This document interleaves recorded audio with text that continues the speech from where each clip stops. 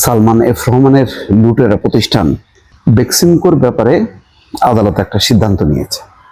সেটা হচ্ছে যে রিসিভার, সরকারের পক্ষ থেকে যে রিসিভার নিয়োগের কথা বলা হচ্ছিল, সেই রিসিভার এখন থাকছে না। বেক্সিমকো গ্রুপ চলবে নিজস্ব ব্যবস্থাপনায়। তো তাদের যদি হেরাম থাকে চলুক, অসুবিধা নেই। বেক্সিমকোর সাথে তো কোনো সমস্যা নেই। সমস্যা হলো সালমান এফ রহমান। সালমান এফ রহমান হচ্ছে একটা লুটেরা। বেক্সিমকোর বিভিন্ন প্রতিষ্ঠানকে দিয়ে সে রাষ্ট্রের সমস্ত ব্যাংক, আর্থিক প্রতিষ্ঠানগুলোকে পঙ্গু করে ফেলছে। এই লুটপাট বন্ধ করে এখন যদি তারা তাদের মতন করে চলতে চায়, সমস্যা নেই, চলুক। তো এবং সেটা যদি লাভজনকও হয়, সমস্যা নেই, কিন্তু এই লুটপাট আর করতে দেওয়া হবে না। আর সালমান এফ রহমানকে কোনোভাবেই ক্ষমা করা যাবে না। সে হচ্ছে শুধু বেক্সিমকোর মালিক না, সে হচ্ছে মাফিয়া। শেখ হাসিনার ফ্যাসিজম প্রতিষ্ঠার জন্য এবং টাকা পাচারের যে কয়েকজন আছে, কলকাঠি নাড়িয়েছে বা যারা সহযোগিতা করেছে, তার মধ্যে সালমান এফ রহমান। ফলে সালমান এফ রহমানের বিচার করতে হবে। বেক্সিমকো তার মতন করে চলুক। যদি সে রাষ্ট্রের কাছ থেকে আর যদি অন্যায় অবৈধ সুযোগ সুবিধা না নেয়, ব্যাংকগুলি যদি মনে করে যে না, বেক্সিমকোর কোনো প্রতিষ্ঠানকে সাথে তারা ব্যবসা বাণিজ্য করবে, করুক, সেটা তাদের দায়িত্বে। কিন্তু লুটপাট আর হবে না। আর সালমান এফ রহমানের বিচার হইতে হবে। এটা যদি না হয়, তাহলে বোঝা যাবে যে এটা আপোষ করা হয়েছে। তো বাংলাদেশের সবগুলোর ক্ষেত্রেই একই অবস্থা নেওয়া উচিত।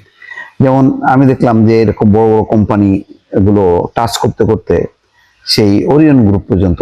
তো ওরিয়ন গ্রুপের মালিক ওবায়দুল করিম বা তার ছেলে সালমান করিম, কই তাদেরকে তো কোনো বক্তৃতা বিবৃতি দিতে দেখিনি। রাজনৈতিক কোনো বক্তৃতা তো তারা দেয়নি। এই যে নজরুল ইসলাম মজুমদার, একে আজাদ, সালমান এফ রহমান সহ আরো যারা যারা ব্যবসায়ী নেতা হয়ে তারা পরবর্তীতে রাজনৈতিক নেতা হয়েছে, এইগুলিকে ধরা দরকার।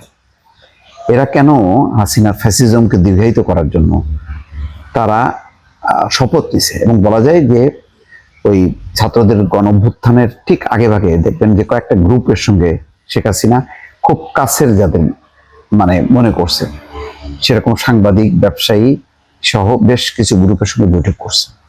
তাদের কাছ থেকে সে একটা সাপোর্ট নেওয়ার চেষ্টা করছে এবং এরা অঙ্গীকার করছে যে আপনার পাশে আছি। দেখছেন না সাংবাদিকদের কয়েকজনের বক্তৃতা।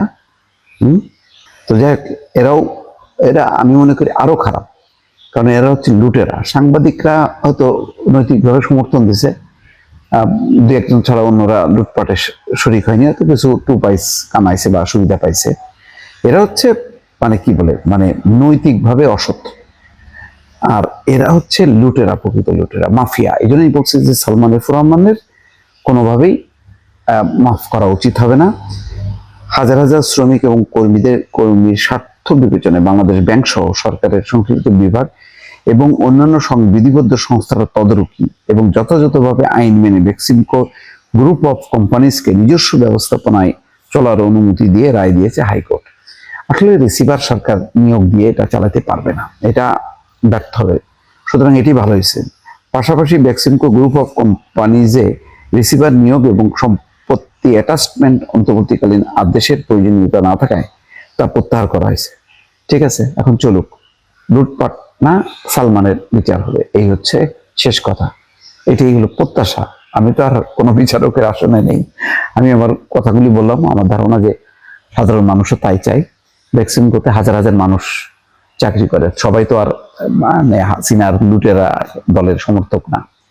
তো তারা জীবন জীবিকার প্রয়োজনে অনেক পেশাজীবী আছে, অনেক ভালো এন্টারপ্রেনার আছে সেখানে।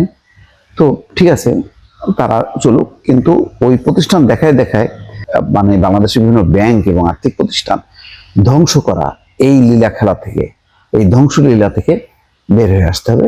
সেটা যদি করতে পারে তো ঠিক আছে, করুক। দর্শক ভালো থাকবেন, আল্লাহ হাফেজ।